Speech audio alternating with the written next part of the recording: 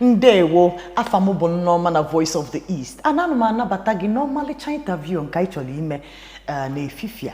Enwelu me very important man with me this afternoon. Okwa ife gbasala ani Igbo ka anyị na-eme. Mana tata anyị na-enenye anya na ife gbasalo music. Na ka o si we gbasata ani Igbo ba anyị and ndị na-eme ka nya bụ music we na-enwe mgbọrọgwụ na ba anyị.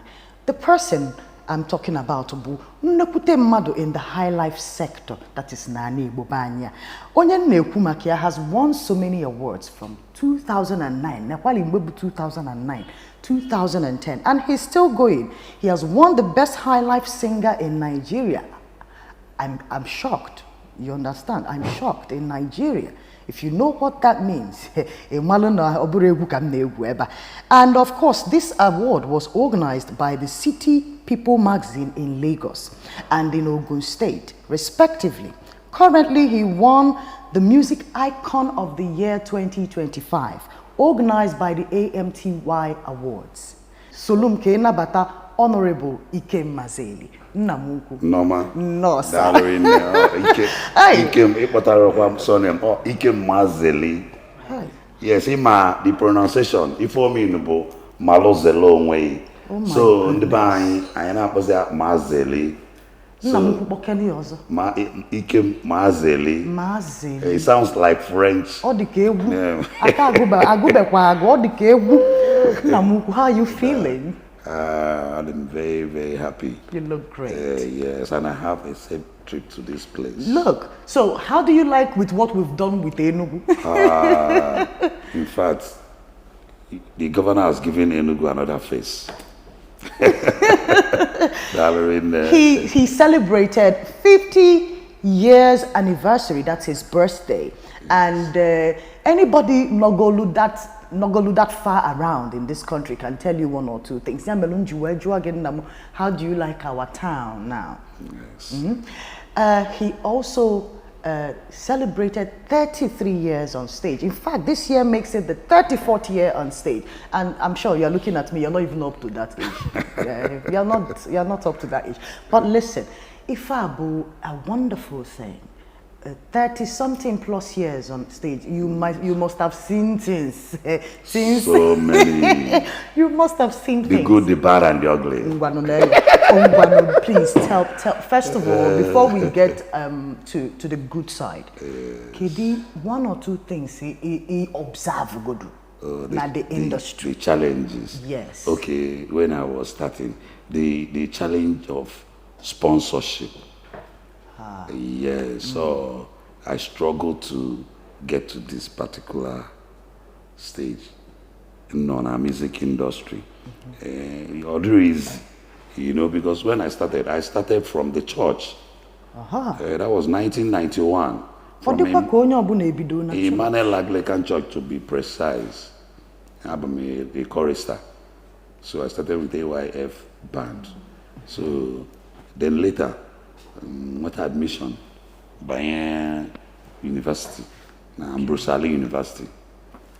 So when I now graduated, though when I was still in the university, I formed a band with some of my friends, some talented Onitsha men. I ended up with Ado Youth. Ado Youth band. We were playing varieties, but when I now graduated in 1998, I now decided to go into music professionally, and I now decided to go solo. Solo? When we were playing as a group, I native varieties, we play high life, gospel, reggae, and what have you. But when I now decided to go into music, take music as a profession, I now decided to go into high life. Do you think in your case, no, imana ibosinife malamadama? Can we say no malagama? Yes, okay. Because my parents, Bundiegu, my father bought guitar. My father was a guitarist. My mother, Boha, a singer called. Okay. I'm gonna find one melia na level find one orga. So when I want to I chop I follow while. Yes, he got any of my gonna follow trend, Malay and so more. And I decided to go into music professionally. Let me shock you. I go on musical. I read political science. Mana neziana. Onya ka di sina. Ni mana ana ekwu okwu na ba ya si na ihe amalo onye ama na omaro ma we na eme nya bụ ihe. Mana in your case it seems no onyinye chukwu and then you are applying a lot of thinking on your part, right?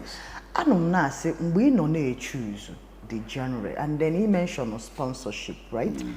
And even now artists no pakita na ebekwa akwanya bụ sponsorship. Can you feel the problem? Well, most people now like ife yele.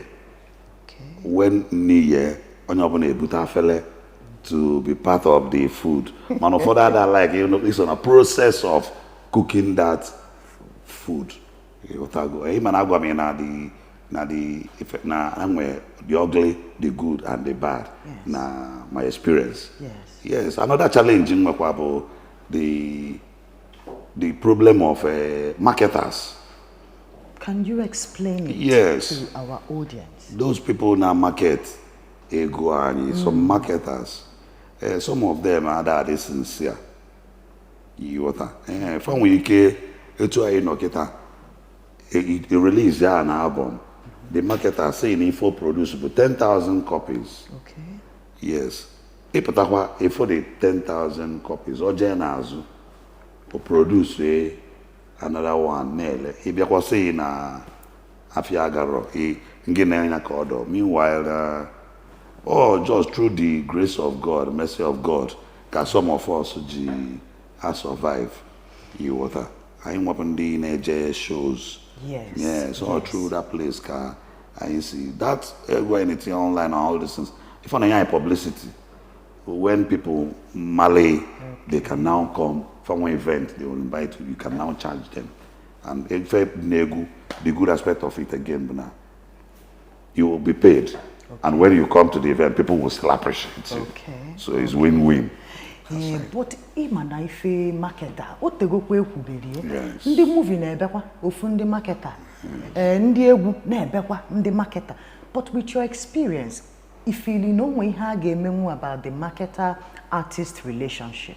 Yes, if family happen, me, I have an ugly experience with some of my marketers. I don't want to start mentioning names. But Chukwu now stop all the thing because the world I am on Yaketa and the world is going globally digitally. Time of EJ enable plate. When you now release your music digitally online, it will spread on your stream, your download. So you can now see that Chukwu has Tabagai from that place. So I got digital in a couple more years. Maybe in the market again we to taka na kafasi ya handle. Makana oboro so umu manebe ndi no na movie industry. Nebe kutu pharmacy movie. Ha wataro ife fa na ndi marketer na ejeje. Owebuli abisi. Now, you said you had some bad experiences, minus the marketers. But you always quote the bad. Do you have a story that you want to tell us? Because there are too many eyes on you people, especially someone like you. And a lot of these young, young artists are trying to sound like you people. Even with the yopi, if one 18 years of Igbo inside, and all because of you people. Now, what bad experiences did you have and what did you learn from them? I have already mentioned the bad experience. Just the marketers. Yes, okay. Some of them further encourage. In fact, some of them go as far as even buy into contract with some musicians without having something on ground. They will just collect your music and be marketing your music. At least with the help of people like us in the music industry and Magwandi or the Otua in the P-Man, with such problem that they can come to us to help that. Even if Nangina Onyen were a written document, yes, we can help you. So far about your intellectual property, so I almost mentioned P-Man, you know, so it means that P-Man is still taking care of musicians in Nigeria. Sure. So P-Man, Performing Musicians Employers Association of Nigeria. We have it nationally, and we have our chapters in all the states in Nigeria, of which Anambra State, no more, no easier, Nketata. You are the governor of Anambra P-Man. P-Man, yeah. Wonderful. This is great news. Yes. Somebody close to me is P-Man Secretary Southeast, so this is good. This is good. Nam, something that is going on with you. It is exciting. I seen on TikTok, afugo me on Instagram, afugo me na Facebook, afugo me benine. Fukwa Lord Zeus one name born abachale no the what's na nyabu ihe kapalaka. Mana before ma rapo nna m ukwu ka ọ kọwatala anyị maka NASILI because ejizi m maka ya na-asụ ana m achọ ka Igbo m na-adaba ịghọtago NASILI. First of all, there is a young man that you featured in that music. Mbebe welu anya wee gba touch we funa nwekwalo ndị dị ka ya nọkwa na the business yo na sound kwa ka ya na emekwa ka ya, but why Zoro for NASILI? Yes. If family have a NASILI or life experiences, if I have a common thing that happen, that people now like he spread unconfirmed rumors and stories around. Yes, it touches everybody. Obros also more personally. He get into the music. It's a kind of advice because he get solo. If I not jolon the matter, can if I get lite na ine loyalo or wa. People now like fano na ara. If a farmer confirm, mon kebezuk mo brezuk febido bulu asale gayaleba bulu rumo nase. Honor of ebe no me. E Jose anya mo na ebe no me or say nase. Them say. So if a patanji choose a Zoro, ima gonna follow the trend. Or bezuk album or Highlife musician Cambo. Yes. My fans for demand for collabo. Yes. From somebody in a hip-hop sector. Okay. And in music sector, I preach one love, to show that love. And my fans can wear nyakwafa eventual. Nanya, kamalonya monia ga emewo the thing. Find a Zoro wording. No anya ga biawo me the thing. My fans chokwa. Kamonia me nyako tinyekwa that hip-hop flavor. That vibe. That vibe. See what I go. Yes.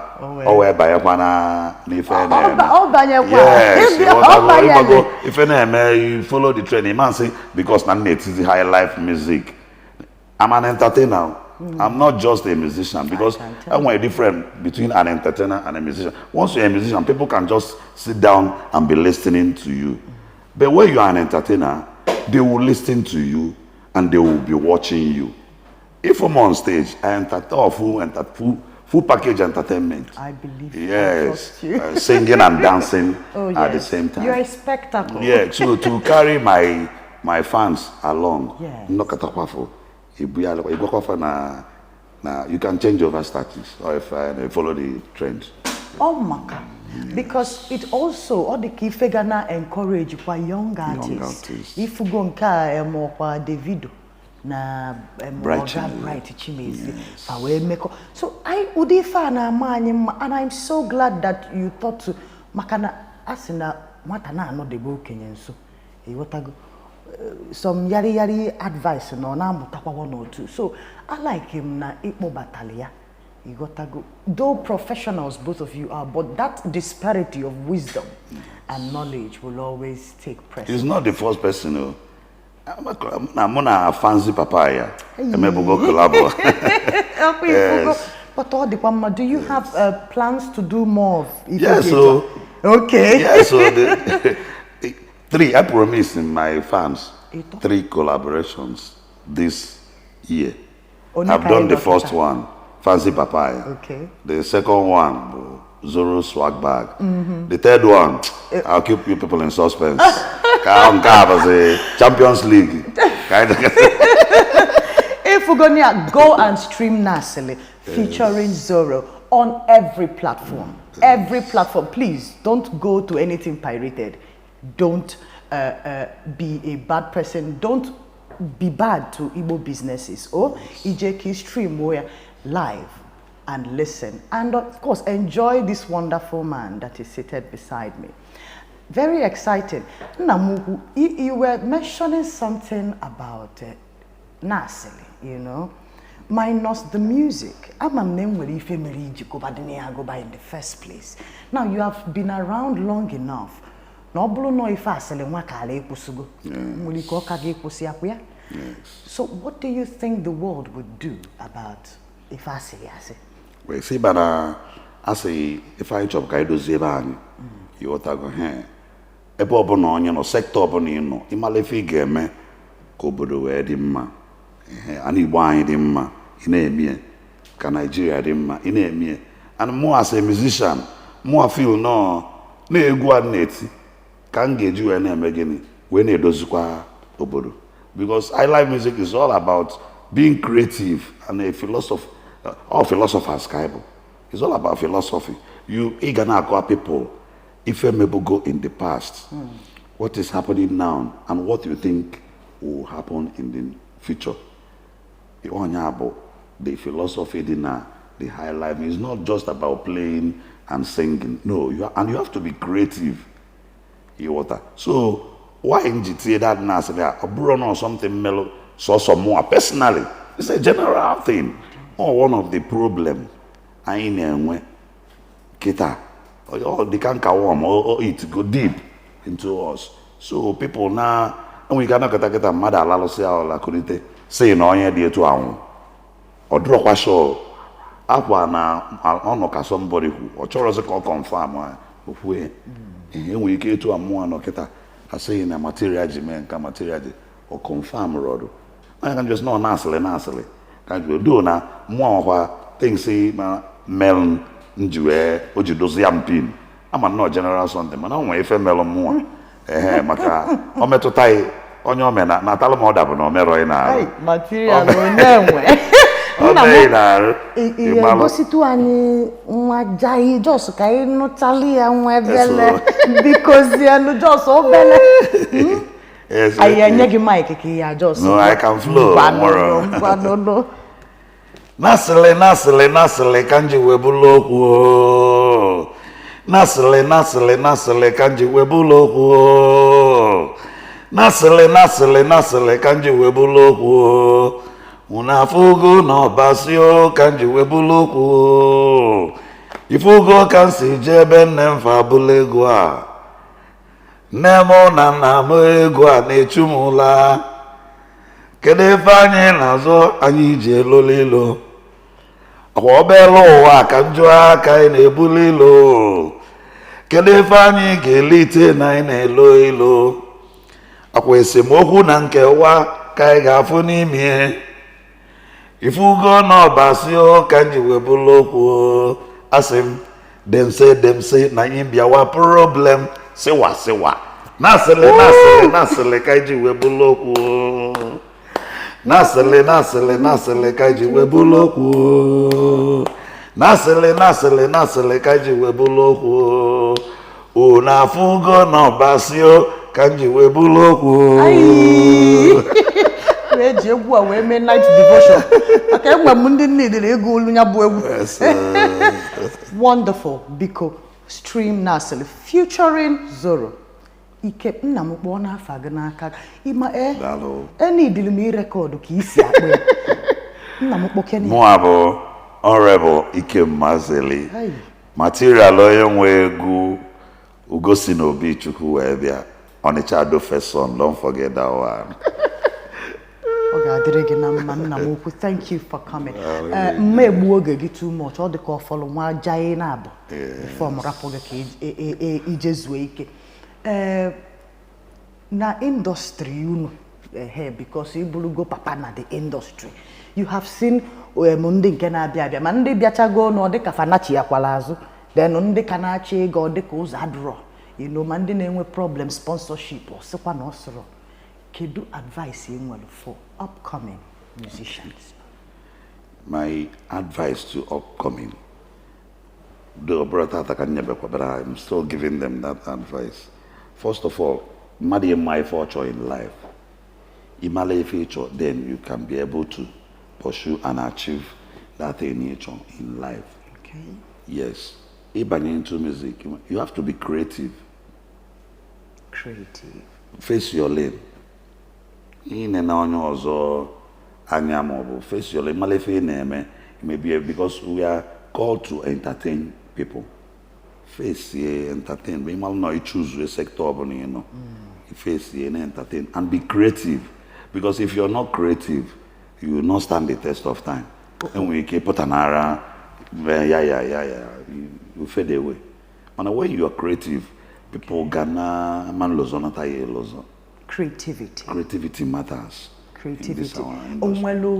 Personal behaviors as well that mmadụ kwesị inwe as onye na-acha pụta maka na ife unu bụ nnekwute mmanwụ na-ekili onwelu some personal things mmadụ nwekwa ike ịkwanyekwala onwe ya wee nyeli aka wee grow na the industry. Yes, ima anyị bụ ndị na-eti egwu a na-afọ anya celebrities as role models na the society.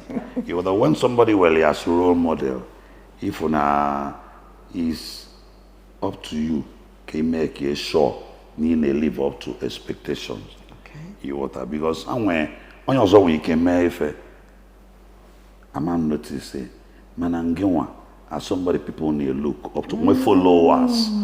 Because if put an entertainment industry, put an people will be following you. People are looking up to you. And when they got a fatet all line to fair na your platform, na your page, kafamalo if 18 you know to kafamalo fame, they are following you. So Ghana, Ebikwando, Ghana, and those people will why as role model. It is straightforward. Imale facho. Nemegini. They are already perfect in this life, but at least to an extent, I went well as role model in the society. Ghana kabaru, maybe ndukwesiling mommy. You know, life that is worthy of emulation. You want to now when you long way borrow in the name of make content or no. You know that. I am so blessed in our this. I come sorry. Now for wine na the industry. Yes.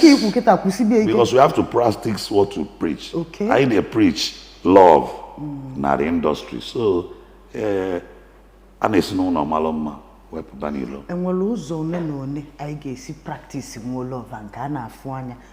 Onwelu he got to pay maybe I got apply maybe even na the industry. Yes. I got apply one way kafa yesi we me. Yes. First of all, kind of a competition. Because when you start competing with jealousy and envy all the ring no.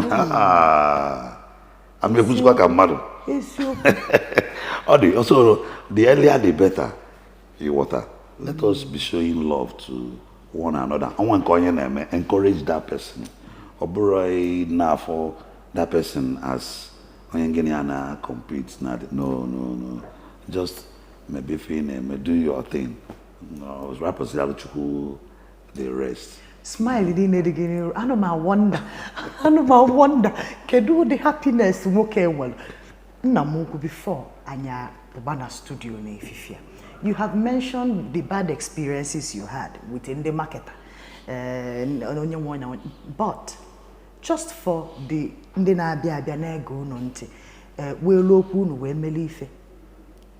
do you regret the decision you took doing music? Makana lote mumbawa mbai pelompe ise na icho ime music. Hey, I say no to go kwidi useless yo. No to ri nafu. E nwa se na icho ime film asese rapuze. In fact, si tufu onye. So, mande chole gba ball oge anwa. E nwa na icho gba ball. Onya bu no nwere feature ime. But you have spent 34 years doing what you love. Have you regretted it in any way? No, I've not. In fact, just like you said, before my parents, my parents encouraged me a lot. Wow. Most especially my mother, because whatever and wherever I am today, my mom was a contributing factor. Yes, my mom never at that time said for money and other. on abo it was something abo sianya then more from there and see about create something you're gonna find an abo on a local mama level. The mama. So there's a more develop when you make one to get able people know where or they are acceptable by the young and the old older generation. So I don't have any regret. I thank God so far. Challenges in where I think so far so good because we look at how many albums release and what to make good time with I don't tell yourself or you cannot get an cabata nuche people request and so many albums release goes only somebody to get a lego were recognized as the best Highlife singer in Nigeria. Oh, no achievement. You want to go ahead. So one and Netiego, I mean, brought all those things, Nobi. Well, if a Netiego, let me entertain people and leave a legacy gabo, etching up good in a manner, I can wait fage, well, thing, And I thank God. I'm happily married, though. We Martin said, I know who he didn't even ask me. Every time they say pali. Akam nada. Ndị be anyị si na ịgbago ife niile abụọkwa anyị na-anya ihe afụ na nwere ịghọtago nwoke bụ you are a traditional Igbo man na-agụ Highlife an Igbo philosopher. He is married definitely, but he akọwala anyị about your personal life just because ama m na nwere nke ndị oyibo na-ede encyclopedia si na maka onye anwa abịafabịa denye ede mana ọ na-aka mma ịnụ from the horse's mouth ma ọ bụrụ ndị oyibo nwa. So nna m ukwu kọwala anyị, what's your home life like? I am married. I thank God. I celebrated my 22nd anniversary. 22nd? Yes. Wow. Last year, December. Congratulations. Yeah, so thank God I am married with kids. I have a son and 4 beautiful, pretty girls. I have a thing for I have a thing for where there are plenty of women. So you can see God has been blessing me. Wonderful. So I thank God. So far, so good. What has it been like to be, they call them girl dads. What does it feel like to be a girl dad? All my children, but I love all of them, both the female and male. Of course. Equal love to everybody. I'm very close to all of them. How do you like family life? What do you think about families in Igbo? Anye nwebego inanye in on the internet, it be very updated. If we have na relationship, but in will experience over 2 decades in marriage, you are full of life experiences. And will you feel well because in most people know na business you go fasigina love anaze kwa be once of the popular now if but you seem to have achieved all of these things, which I know no do easy. How were you able to hold them down? Yes, all through the grace of God. Because I'm on your radio. Ima we going to see no nwere onye arụdị onye gwa nke na-eme emegini imalo onwere family na say na nwere challenges anyway your ability to manage your own. Okay. Agaghị bụ na go onwe eziokwu ịghọta kama no etu isi wede bebe ka ọ ga-esi wee megini. I thank God na I married somebody love. Personally, love quite ife name. Somebody not just for marriage sake, maybe along the line, it may be a problem. When I thank God, man, and do to na entertainment industry, a lot of people they challenges na their marriage, or the reason, through the grace of God, because a lot of things is na understanding, because most times you are not there.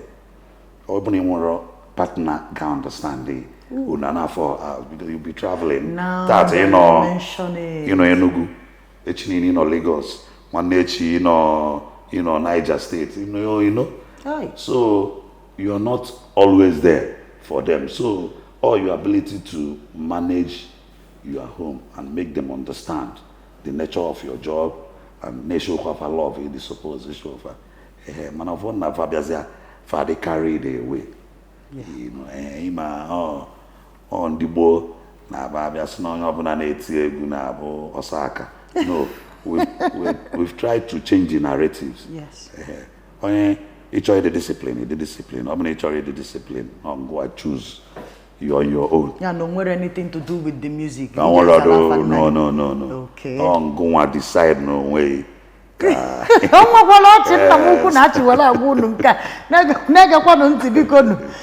Ọ dịkwa onye ọbụla n'aka bụ ife ọ na-akọwa.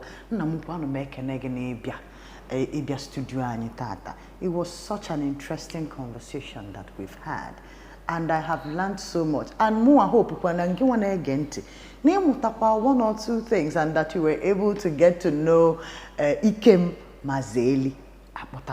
Mazeli, yes. Mazeli. I hope na amụtakwa one or two things na akia. Ije ka follow ya on na TikTok, on na Facebook, ebe niile.